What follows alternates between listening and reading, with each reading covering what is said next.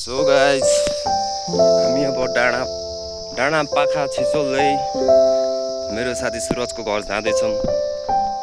यो हाम्रो गोरेटो गाउँघरको घरेलु बाटो छ, एकदमै अप्ठ्यारो तर एकदम रमणीय छ है। गाउँघरको गोरेटो यस्तै त हुने। कसो साथी? खुसी लागिरहेछ, रमाइलो लागिरहेछ, हेर्दाखेरि रमाइलो लाग्यो। म पश्चिमको मान्छे, यहाँ अब पूर्वमा हेर्न सक्नुहुन्छ तपाईँ, तल धानका पहेँला भएका, अब काट्न तयार रहेका बारीहरू रहेका छन्। यहाँ सब धान।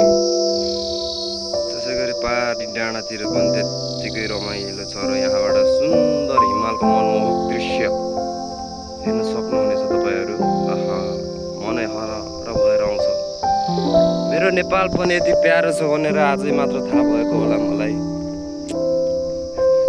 सहरको त्यो ठुला ठुला बिल्डिङहरू हेर्दा यो कति आनन्द।